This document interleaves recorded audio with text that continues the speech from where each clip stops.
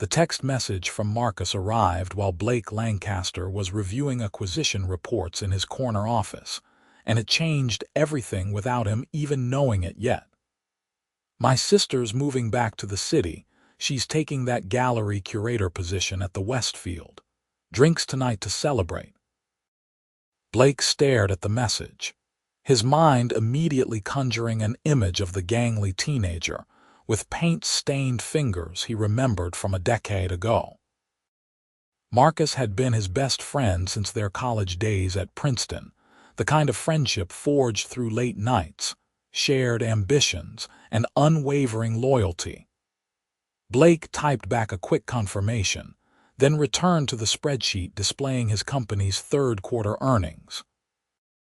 Lancaster Holdings had grown from a modest real estate venture into a diversified empire worth over $2 billion. And at 32, Blake found himself at the helm of something he had built from nothing. The penthouse office offered views of the Manhattan skyline that never failed to remind him how far he had come, yet lately, the view felt lonelier than inspiring. His assistant knocked before entering, her expression apologetic. "Your 4 o'clock is here," Jennifer said, and Blake nodded, straightening his tie and pushing thoughts of the evening ahead from his mind. The bar Marcus chose was upscale but unpretentious, the kind of place where successful people went to unwind without the performative aspects of trendier establishments. Blake arrived first, securing a booth near the windows where the city lights began their nightly dance.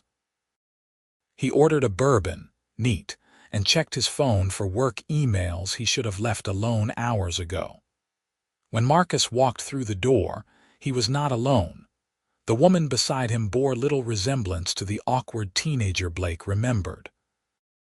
Harper Sullivan moved with confidence through the crowd, her dark hair falling in waves past her shoulders, her green eyes scanning the room with an artist's attention to detail. She wore a navy dress that managed to be both professional and captivating, and when her gaze found Blake's, he felt something shift in his chest that had nothing to do with the bourbon warming his throat. "Blake Lancaster, you remember my baby sister, Harper," Marcus said, his arm around her shoulders in that protective big brother way that suddenly made Blake acutely aware of every thought crossing his mind. "Baby sister." Harper laughed, the sound like music in the ambient noise of the bar. "I'm 28, Marcus. I think we can retire that phrase." She extended her hand to Blake, and when he took it, her grip was firm, her palm soft. "It's been a long time. I think the last time I saw you was at Marcus's graduation party." Blake had spent the afternoon imagining this moment would be casual, forgettable even. Instead, he found himself standing there like an idiot, holding her hand a moment too long before catching himself. "You've changed," he said, then immediately regretted how that sounded. "I mean, it's good to see you. Congratulations on the position at Westfield." They settled into the booth, Marcus sliding in beside his sister, creating a physical boundary that Blake told himself was meaningless. The conversation flowed easily at first, with Marcus dominating the discussion as he often did, recounting stories from Harper's years in Paris, where she had worked at a prestigious gallery in the Marais district. Blake found himself watching the way Harper's eyes lit up when she talked about art, the passion in her voice when she described discovering emerging artists in tiny studios across Europe. "So what brings you back to New York?" Blake asked during a lull in Marcus's storytelling. "Paris seems like it would be hard to leave." Harper's expression shifted, something complex passing across her features before she answered. "It was amazing, truly. But I realized I was hiding there in a way, building someone else's vision instead of my own. The Westfield position is just the beginning. Eventually, I want to open my own gallery, showcase artists who are pushing boundaries, telling stories that matter." She paused, taking a sip of her wine, Plus, I missed my brother, as overbearing as he can be. Overbearing. Marcus protested, but he was grinning. I'm protective. There's a difference. The evening stretched on, rounds of drinks appearing and disappearing as the three of them fell into an easy rhythm. Blake learned that Harper was passionate about environmental art, that she had terrible taste in action movies, but could quote French poetry from memory, that she laughed with her whole body when something genuinely amused her. He also became increasingly aware that every time he looked at her too long, Marcus seemed to notice a slight tension entering his friend's posture. When they finally left the bar near midnight, Marcus insisted on sharing a cab with Harper to make sure she got to her new apartment safely. Blake watched them drive away, standing on the sidewalk with his hands in his pockets, and tried to convince himself that the disappointment he felt was just the alcohol talking. The following weeks passed in a blur of work obligations and strategic meetings, but Blake found his thoughts drifting to Harper with alarming frequency. He told himself it was natural curiosity, that running into her again after so many years had simply stirred up nostalgia. Then Marcus invited him to Harper's welcome home dinner party, and every rationalization he had constructed crumbled the moment he walked into her apartment. She had transformed the modest two-bedroom in Chelsea into something extraordinary. Art covered every wall, a mix of established names and pieces Blake suspected were from unknown artists Harper was championing. The space felt alive, creative energy practically humming through the rooms. Harper greeted him at the door wearing jeans and a soft sweater, her hair pulled back, and Blake thought she had never looked more beautiful. Marcus is in the kitchen pretending he knows how to cook, she said, taking Blake's coat. Fair warning, we might end up ordering pizza. The dinner party included a dozen people, a mix of Harper's new colleagues from the Westfield and some of Marcus's friends from the finance world. Blake found himself constantly aware of Harper's presence, the sound of her voice across the room, the way she moved through her guests with grace and warmth.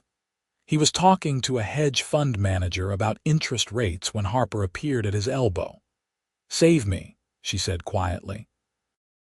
There's an art consultant in the living room who will not stop talking about his cryptocurrency investments, and I'm about to be rude. Blake excused himself and followed Harper into the kitchen, where Marcus was, in fact, burning something that might have once been chicken. Your brother needs help, Blake said, and Harper laughed, reaching for an apron. Marcus, step away from the stove. Blake, you're on vegetable duty. She pointed to a cutting board already set up with peppers and onions. They worked in comfortable synchronicity, Harper salvaging the dinner while Marcus attempted to defend his cooking skills. Blake found himself standing close to Harper at the counter, close enough to catch the scent of her perfume, something subtle and sophisticated. When she reached across him for the olive oil, her arm brushed against his chest, and the contact sent electricity through his entire body. Sorry, she murmured, but when their eyes met, he saw something there that mirrored what he was feeling. Don't be, he said, his voice lower than intended. Marcus cleared his throat loudly. You two are in my way, I'll go check on the guests.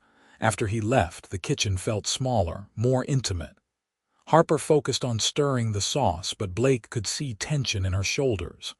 I'm glad you came tonight, she said without looking at him. Wouldn't have missed it. Blake set down the knife, choosing his next words carefully. Harper, I was wondering if you'd want to grab coffee sometime.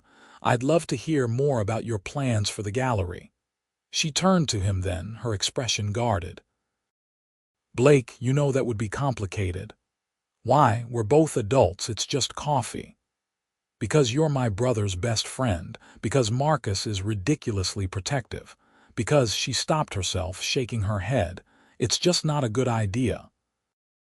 Before Blake could respond, Guests began filtering into the kitchen, drawn by the improved smells, and the moment was lost. The rest of the evening passed in frustration for Blake, Harper avoiding being alone with him, Marcus watching them both with increasing suspicion. When Blake finally left around 1 in the morning, he found Harper on the apartment building's front steps, wrapped in a cardigan against the October chill. "Couldn't sleep?" he asked, sitting down beside her despite knowing he should just walk away. "Needed air," she said. They sat in silence for a moment, watching a taxi cruise past. "Blake, I wasn't entirely honest earlier. It's not just that you're Marcus's friend. It's that I've thought about you more than I should since that night at the bar, and that terrifies me." His heart hammered against his ribs. "Why does it terrify you?" "Because Marcus would lose his mind. Because workplace dynamics are complicated enough at the Westfield without adding personal drama. Because you're Blake Lancaster and I'm trying to build something of my own without any shadow of." She stopped, frustrated. "I sound ridiculous, you don't." Blake fought the urge to reach for her hand. "But I think you're overthinking this. We're not teenagers. We don't need Marcus's permission to get to know each other." Harper looked at him, her green eyes reflecting the streetlights. "You don't know my brother like I do. He's already texted me 3 times since you left the apartment asking questions." "What kind of questions?" "The brotherly kind, warning me off, basically." She stood, wrapping her arms around herself. "I should go back inside. Thanks for coming tonight." "And for the cooking help." Blake stood too, suddenly desperate not to let her walk away.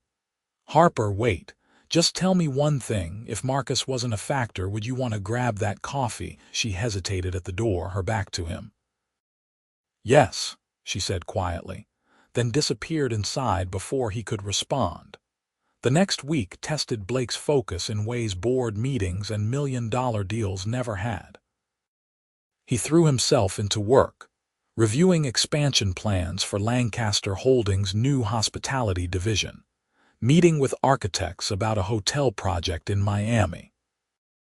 But every quiet moment, his mind wandered back to Harper on those steps, the vulnerability in her voice when she admitted she'd thought about him.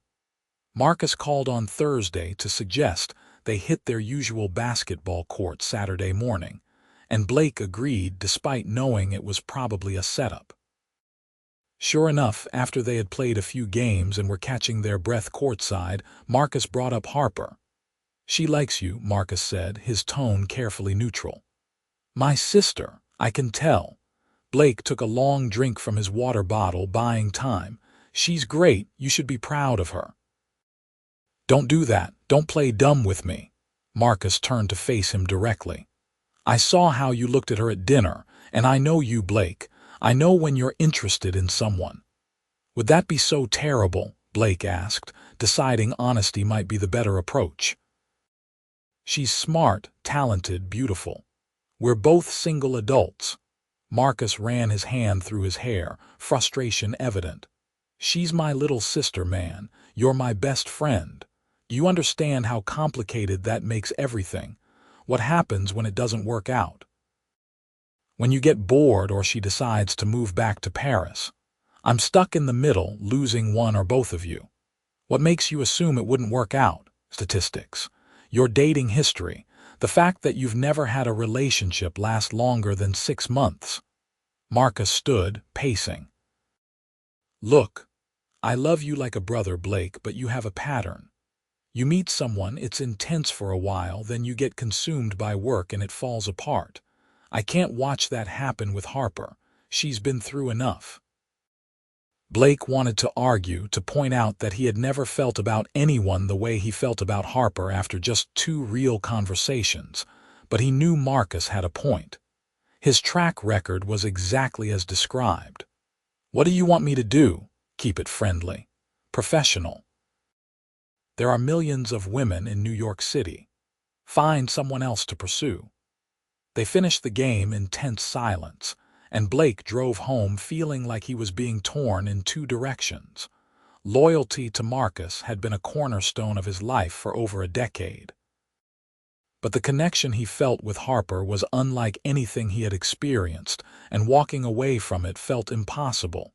He lasted 3 more days before texting Harper.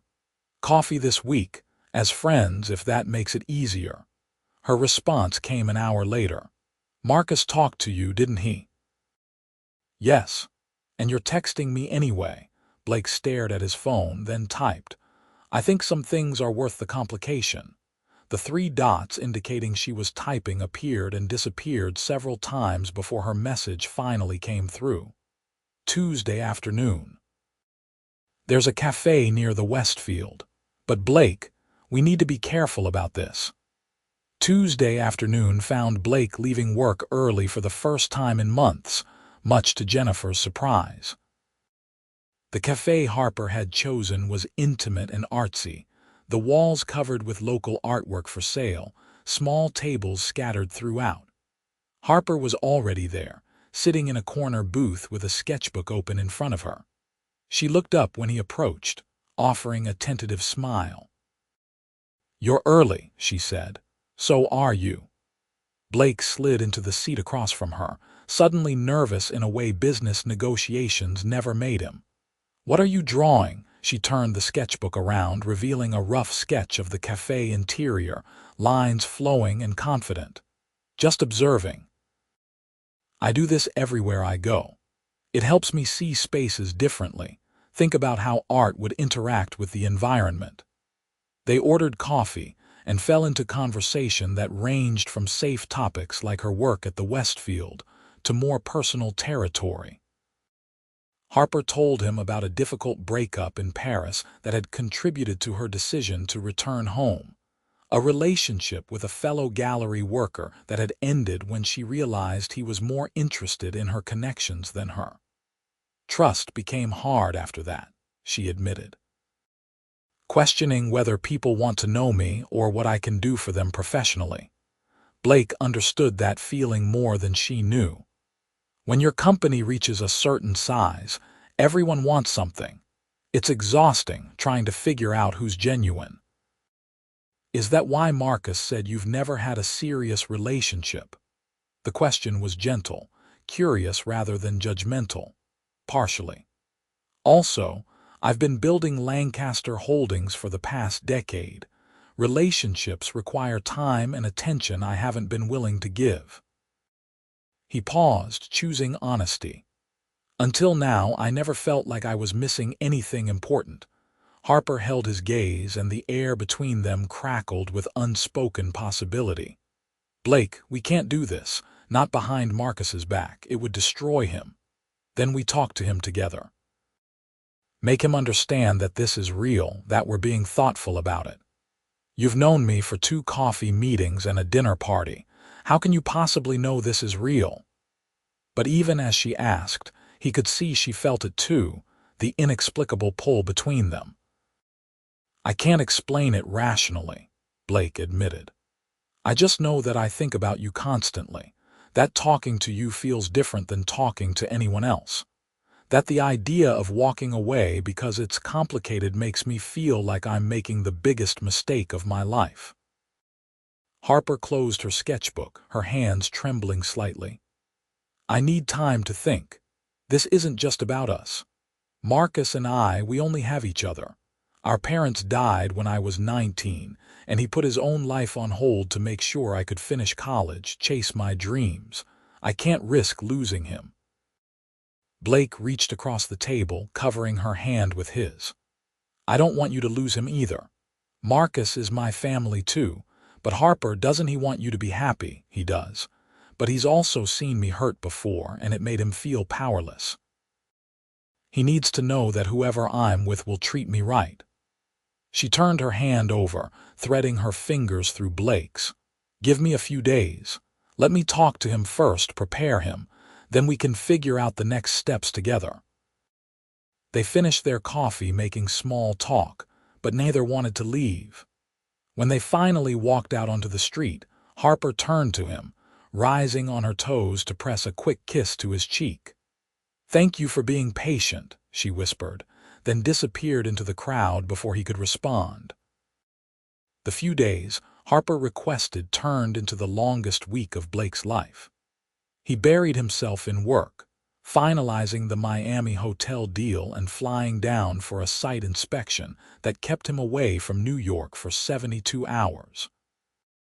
When he returned Friday evening, he found a text from Marcus. "We need to talk. My place. Tomorrow morning." Blake arrived at Marcus's apartment in Tribeca at 9, bracing himself for a difficult conversation.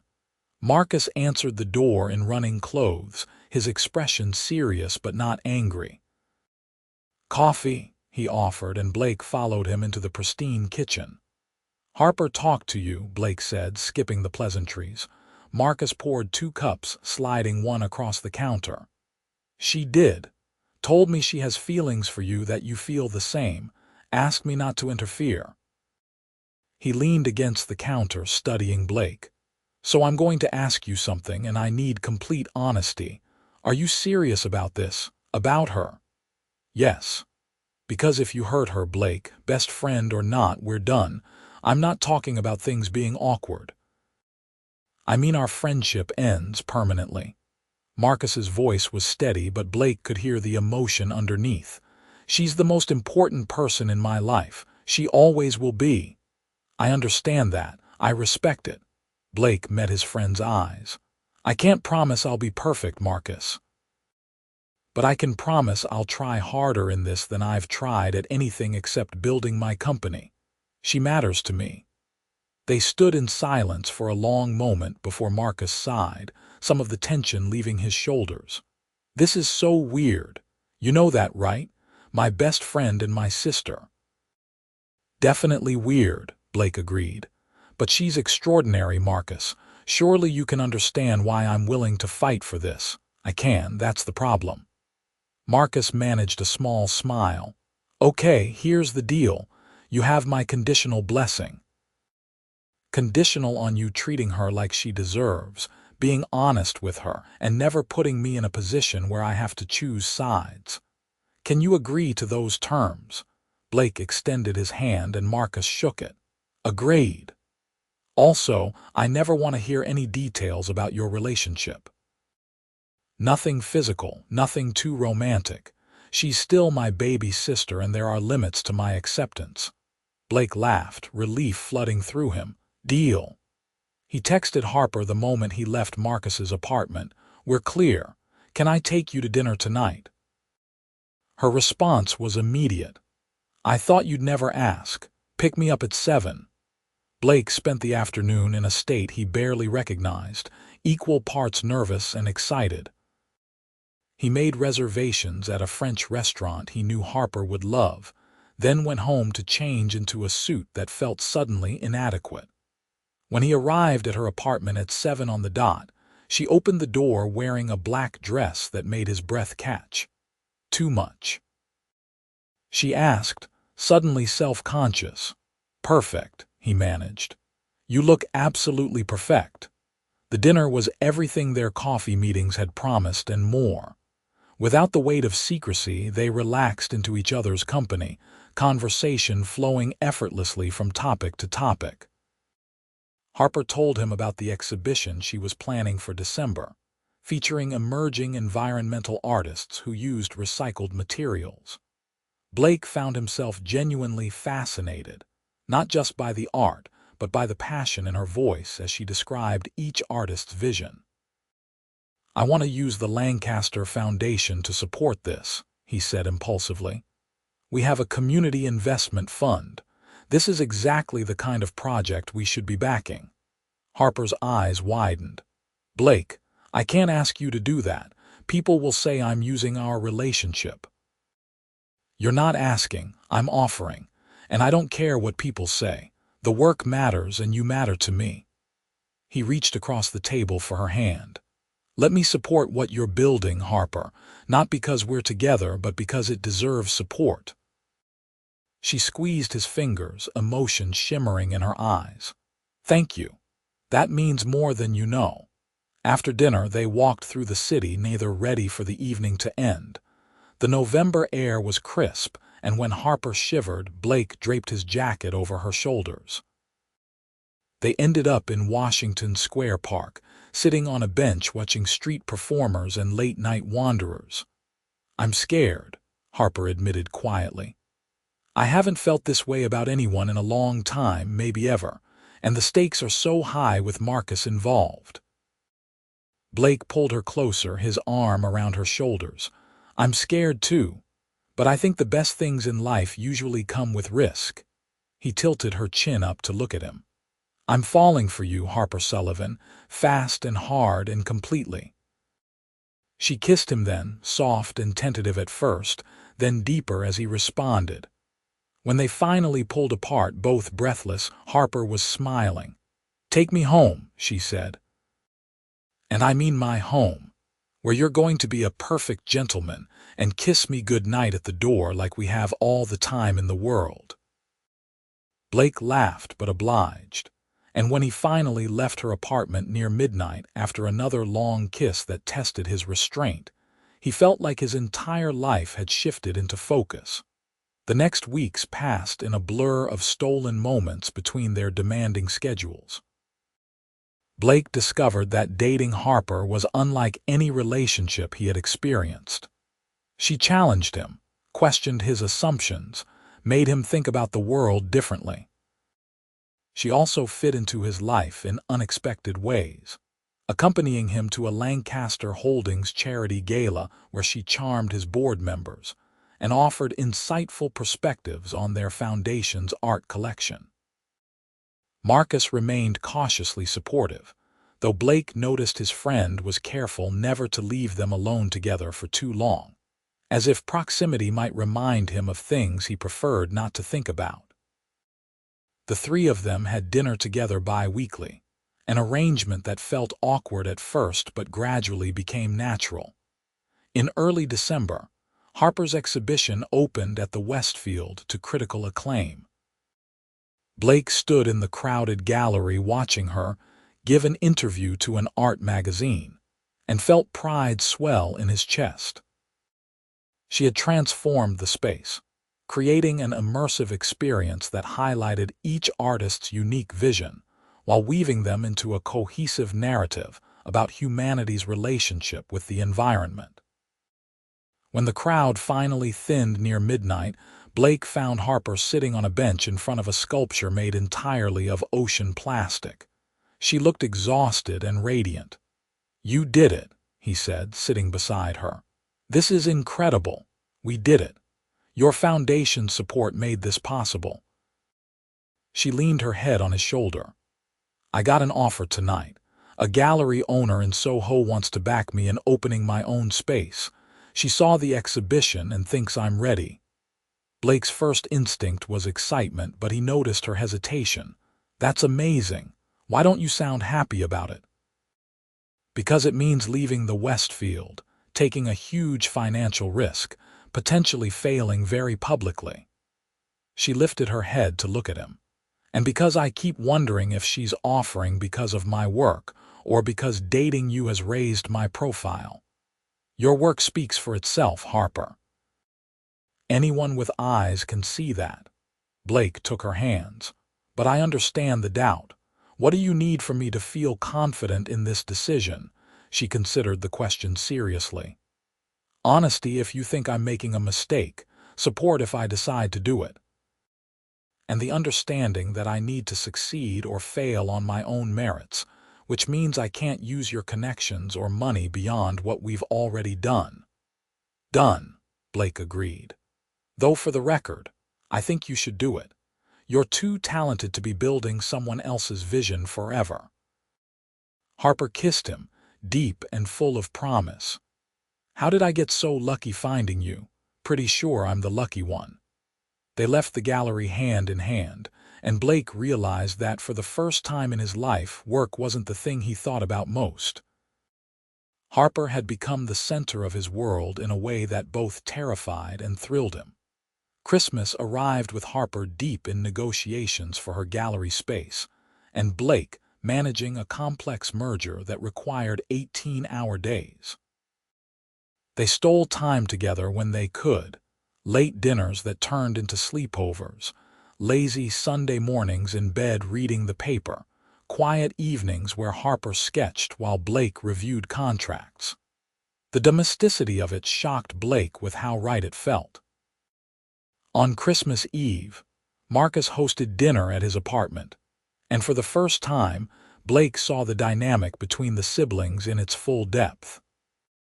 They cooked together with practiced ease, finishing each other's sentences, bringing up memories from their childhood that was clearly filled with loss, but also resilience. Harper had been 12 when their mother died, 19 when their father followed, and Marcus had been 24, barely an adult himself, but determined to keep his sister's world stable. "You made it possible for me to have the life I wanted," Harper said during dinner, raising her glass to Marcus. "I don't say it enough, but I'm grateful every day." Marcus's eyes were suspiciously bright. "You've always made it easy to be proud of you, Harp." He glanced at Blake. "Both of you, actually. Though watching you two make eyes at each other across the table is testing my limits." They all laughed, and Blake felt the final pieces of tension dissolve. Marcus had truly accepted the relationship, could see that Blake made his sister happy. Later, after Marcus had gone to bed and Harper and Blake were cleaning up the kitchen, she pulled a small wrapped box from her purse. "I know we said no gifts, but I couldn't resist." Inside was a vintage watch, elegant and understated. "It's from the 1950s, Harper explained. "I found it in a tiny shop in Paris years ago and saved it because it reminded me of you. Classic, dependable, valuable not because of flash but because of craftsmanship." Blake was genuinely moved, recognizing the thought behind the gift. "I love it, thank you." He pulled an envelope from his jacket pocket. "I also couldn't resist, though this isn't as romantic as a watch." Harper opened the envelope to find a lease agreement. "Blake, what is this?" "The Soho space you've been negotiating for. I bought the building. Your rent for the first year is $1. Before she could protest, he continued, "Before you get upset, this is an investment in what I believe will be a successful business. You'll pay market rate after year one, and I expect nothing except for you to make me proud, which I already know you will." Harper's eyes filled with tears. "This is too much. It's not nearly enough. Harper, I'm in love with you, completely, irrevocably in love with you. I want to support your dreams the way Marcus has, the way you deserve. Please let me do this." She kissed him fiercely, tears streaming down her face. "I love you too, so much it scares me sometimes." They made love that night for the first time, and Blake understood what people meant when they talked about connection beyond physical. With Harper, everything felt heightened, meaningful, like they were creating something bigger than themselves. The new year brought new challenges and triumphs. Harper officially left the Westfield in January to focus on opening her gallery, and Blake watched her pour every ounce of energy into the project. She named it Sullivan Contemporary, rejecting his suggestion to use his name anywhere near it. The space came together beautifully, Harper's vision translating into a clean, modern environment that let the art speak for itself. In February, Lancaster Holdings faced a hostile takeover attempt that consumed Blake's attention for 3 brutal weeks. Harper became his anchor during the crisis, showing up at his office with food when he forgot to eat, rubbing his shoulders when tension made him ache, listening without judgment when he needed to vent. She never tried to fix things or offer unwanted advice, just provided steady, unwavering support. When Blake successfully defended the company, buying out the hostile investors at a premium that strengthened Lancaster Holdings' position, Harper threw him a surprise celebration dinner with Marcus and a few close friends. "To the man who never gives up," she toasted, her pride in him evident. "To the woman who reminds me why I fight," Blake responded, pulling her close. Marcus groaned theatrically. Still not used to this, but Blake caught the smile on his friend's face and knew Marcus was happy for them both. Sullivan Contemporary opened in early April to a packed house and enthusiastic reviews. Harper had curated a debut show featuring 5 emerging artists whose work challenged conventional ideas about beauty and waste. Blake watched her give the opening remarks, articulate and passionate, and felt overwhelming love for this woman who had transformed his understanding of what mattered. The gallery became Harper's obsession in the best way, and Blake learned to navigate the balance between supporting her and giving her space to succeed independently.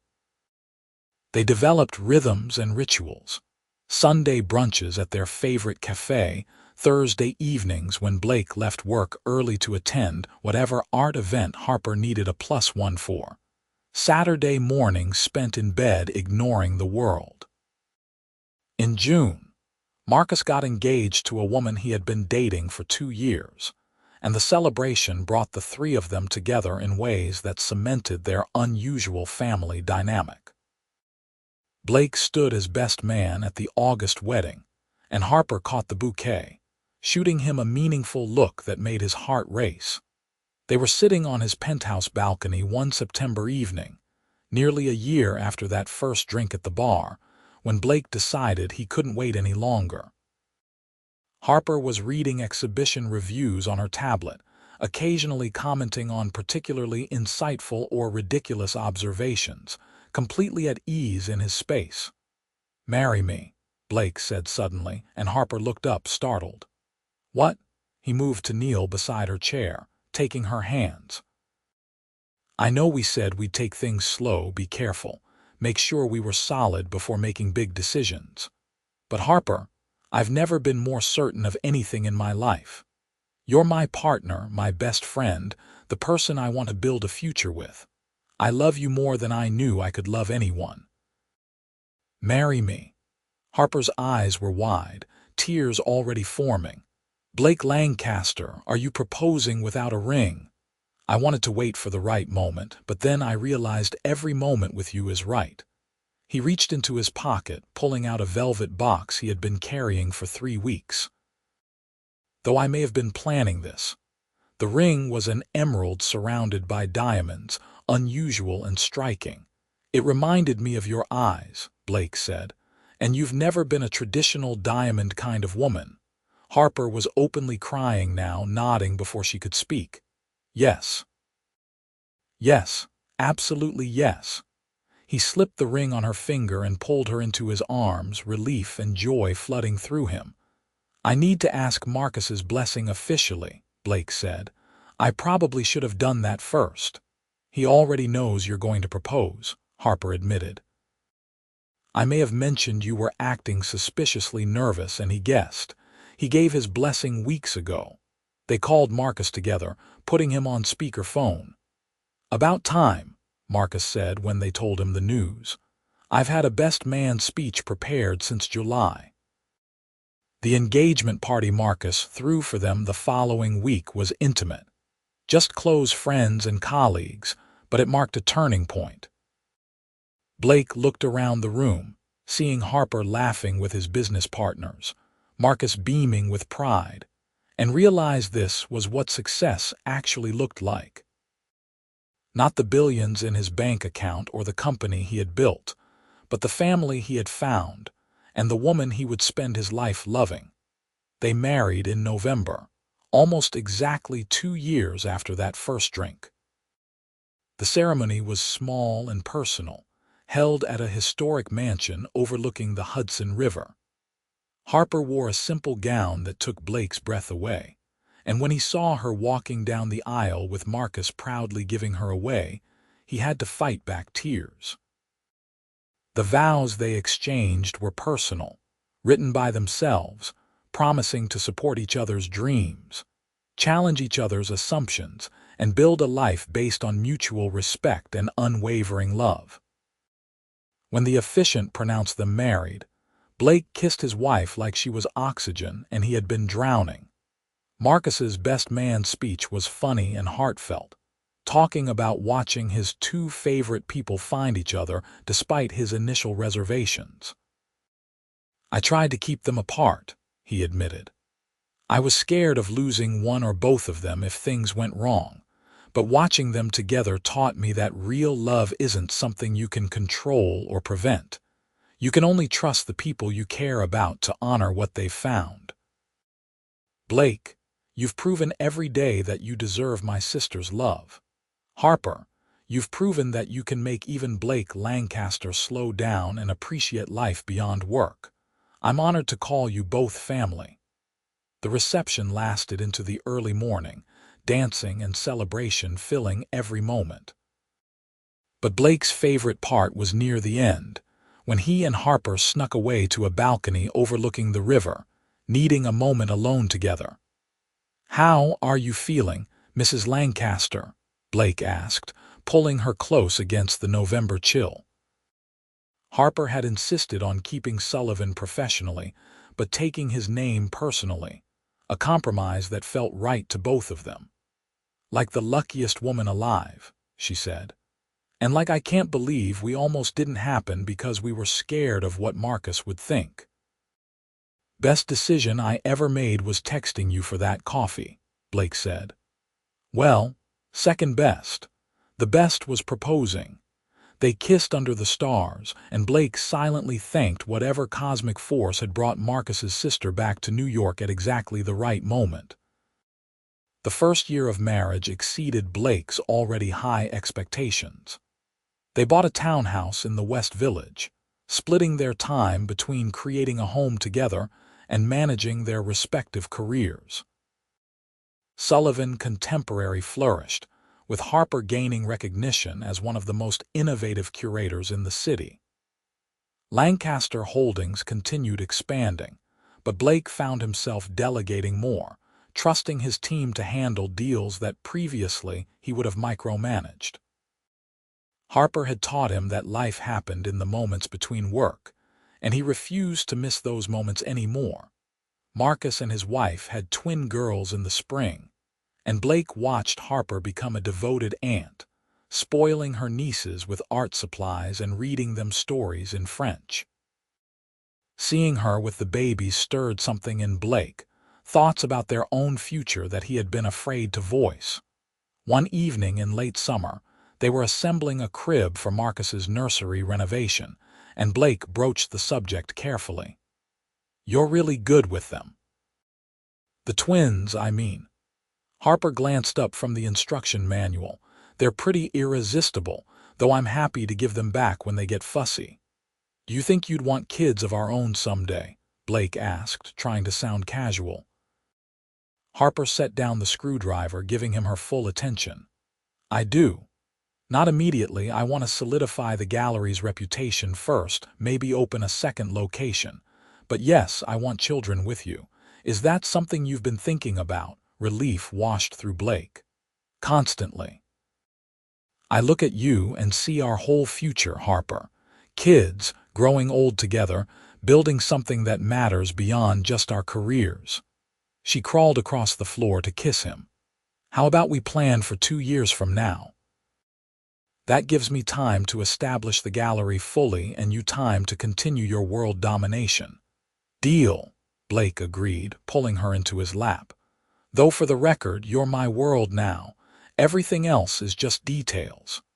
The 2 years passed in a beautiful blur. Sullivan Contemporary opened a second location in Brooklyn, focusing on street art and urban artists, and the critical acclaim was immediate. Harper was featured in major art publications, invited to speak at conferences, and recognized as a leader in making contemporary art accessible to broader audiences. Blake supported from the background, attending openings and asking thoughtful questions, but never overshadowing her accomplishments. Lancaster Holdings weathered economic uncertainty by diversifying into sustainable development, a shift Blake made after countless conversations with Harper about environmental responsibility.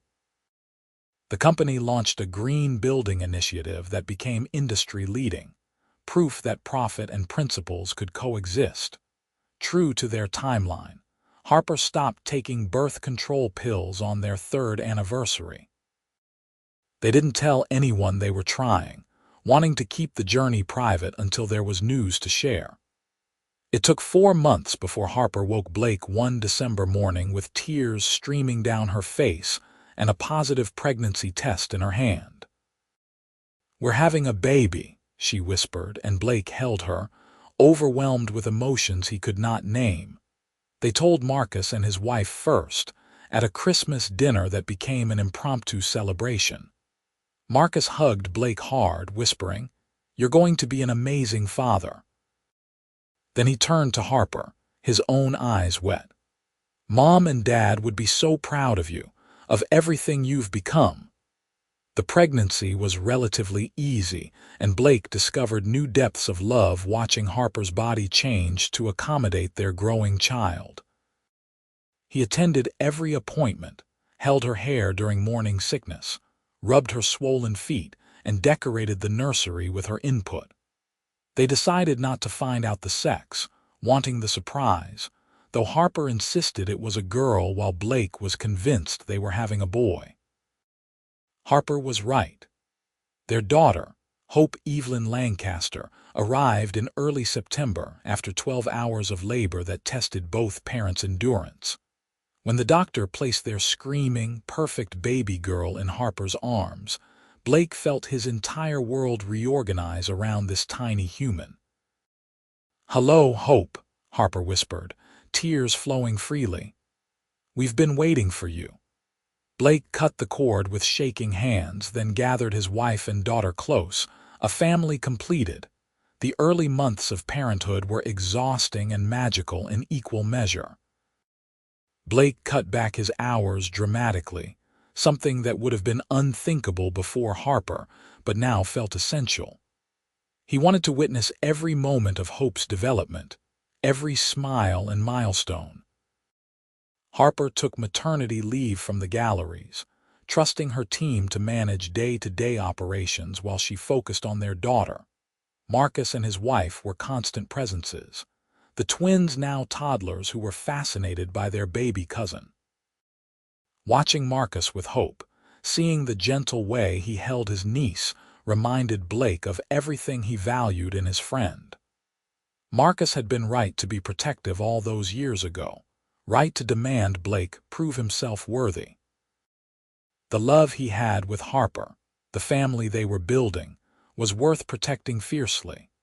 Hope was 6 months old when Sullivan Contemporary received an offer from a major museum to collaborate on a traveling exhibition. It was an enormous opportunity but would require Harper to travel extensively for the planning phase. They discussed it late one night, Hope asleep between them in bed. "I want to do it," Harper admitted, "but I don't want to leave you and Hope for weeks at a time." Blake stroked his daughter's soft hair thoughtfully. "What if we came with you? I can work remotely for the most part, bring Hope along. She's portable at this age and it would be an adventure." Harper's face lit up. "You do that. Restructure your entire schedule." "Harper, you restructured your entire life to be with me, even when it was forbidden and complicated. You took a chance on us when it would have been easier to walk away. The least I can do is support your dreams now." He leaned over Hope to kiss his wife. "Besides, experiencing the world with you two sounds perfect."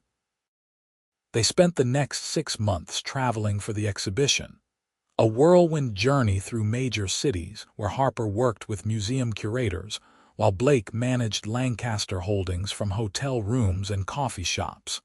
Hope strapped to his chest in a carrier.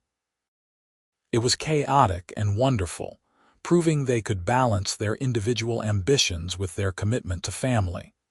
The traveling exhibition opened to international acclaim, cementing Harper's reputation globally. But for Blake, the real success was the photographs on his phone, documenting Hope's first experiences with the world, Harper's joy at seeing her vision realized on a grand scale, the family they had become.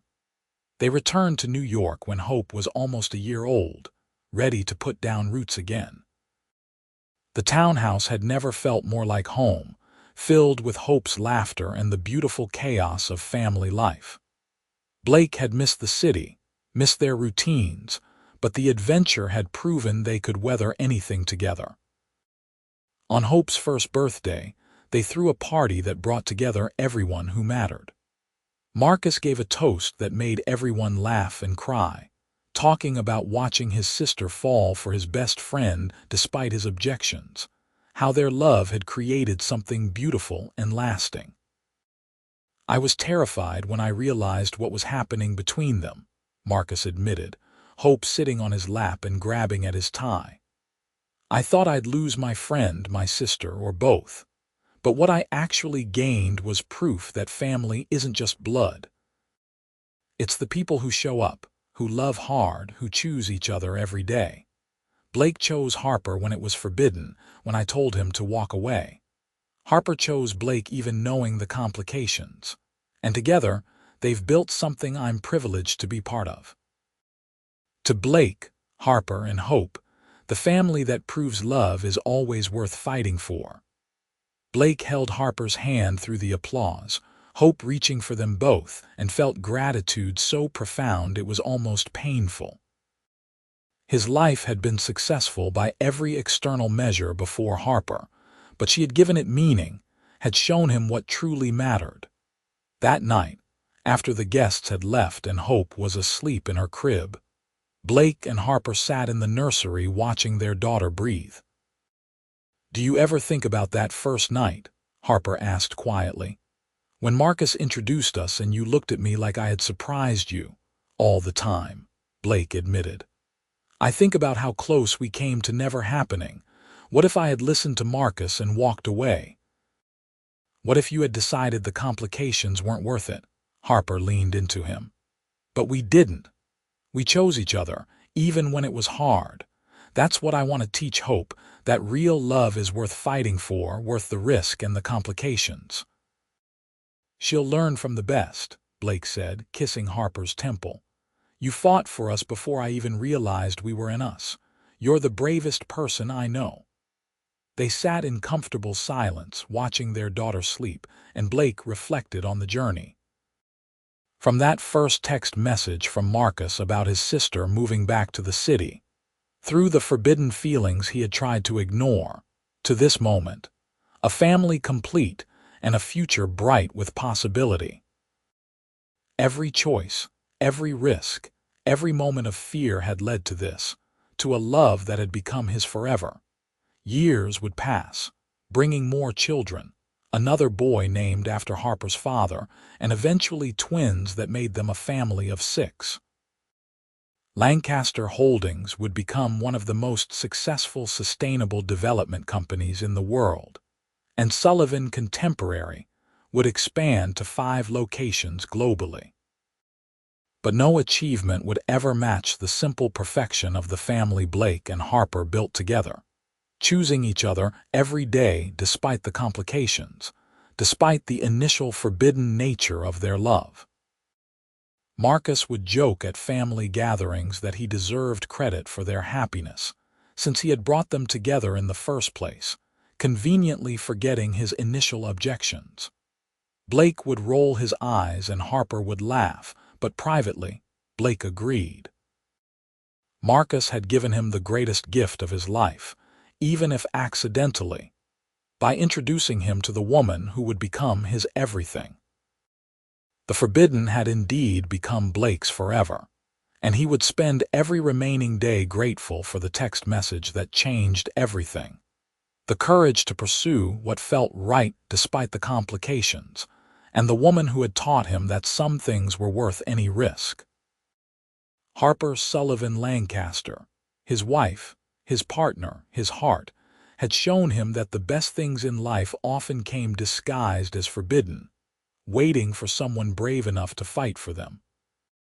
And Blake would fight for her, for their family, for their love, every single day for the rest of his life, knowing he had found something more valuable than all his billions combined, a love that was truly forever.